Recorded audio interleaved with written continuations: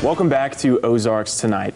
A youth suicide awareness event is coming up here in Springfield on September the 7th at the Galois Theater in downtown. It's called Start the Conversation, and this is the second annual event, second annual year that this event is taking place. So we want to welcome in Dr. Paul Tomlinson and Carla Myers. They are taking part in that event, and you guys were both there the first year as well. Welcome to the studio. Tell us what Start the Conversation is all about. Start the Conversation is a event put together by myself and Lynette Kajawa, and we both have a heart for kids, youth, and we both have a heart for people that have problems or have experienced issues with suicide. And so we have put together an educational seminar that will be in the afternoon on September 7th. It starts at 2 p.m. And then later that evening, we have a 3-band concert that we've put together to kind of celebrate the day, and we'll also provide some education at the concert about suicide awareness. But we want that to be a fun time. We have Dr. Tomlinson and Dr. Bart Andrews, who's with behavioral health research out of St. Louis, coming down to do our educational seminar. They will do a lot of education and training about signs and symptoms and what to do if someone's having problems with suicidal thoughts. And then, like I said, in the evening, our concert lineup is Fishing for Saturday, which is a youth Springfield band with Pellegrino School of Music and Arts. And then the Rosie Hips is performing. They're a local Springfield band. And then McKenna and Brock are also going to perform for us. And then to kick the whole event off for the concert, the Willard High School Choir will be singing for us too. So we're real excited about it. The whole event is free. There's no cost to anyone.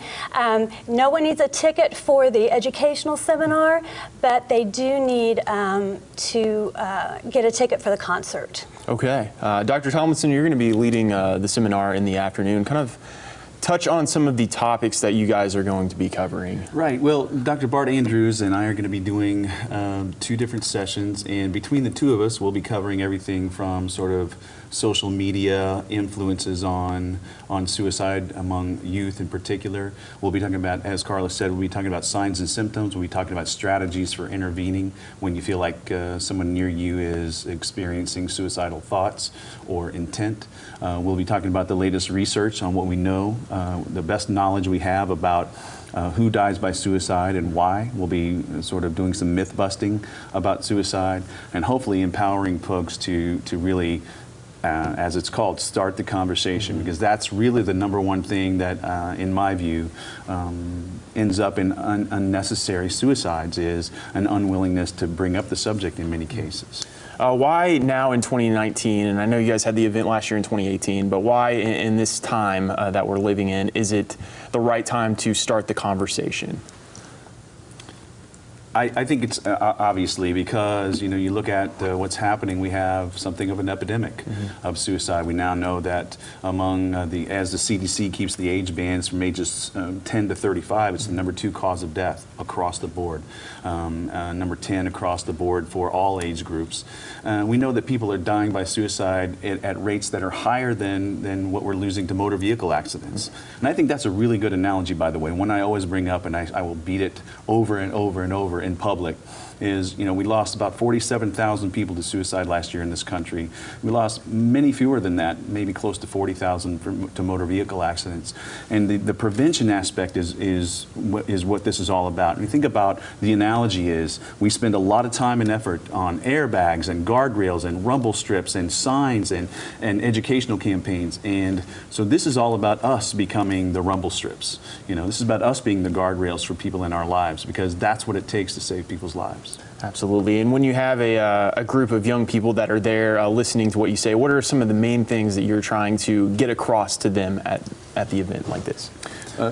clearly, you know, one of the things that happens, especially with youth suicide, there's a whole different kind of brain thing that's happening. That is, you know, and this no disparagement meant by any means, but, you know, until we're about 25, our brains are still maturing. They're changing our entire lives, but they're still maturing until we're about 25 or so. So one of the things I'd really like to get across to young folks is that you don't have all the information yet. That old saying about, you know, a permanent solution to a temporary problem. Really getting across to them that there are solutions, that problems have solutions, and that the folks in your life want to help with that. And if you don't have folks in your life, we want to be part of your life.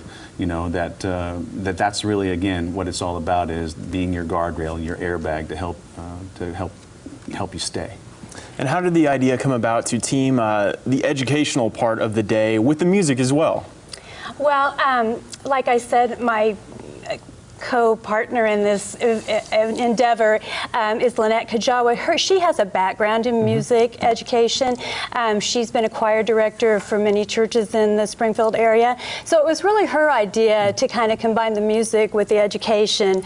But we know young people respond to education, people of all ages, or respond to music, people of all ages do. And so we just thought it would be a good way to get people in, to get them excited about an uncomfortable subject, but then to give them some tools to work with once they got to the concert too. So.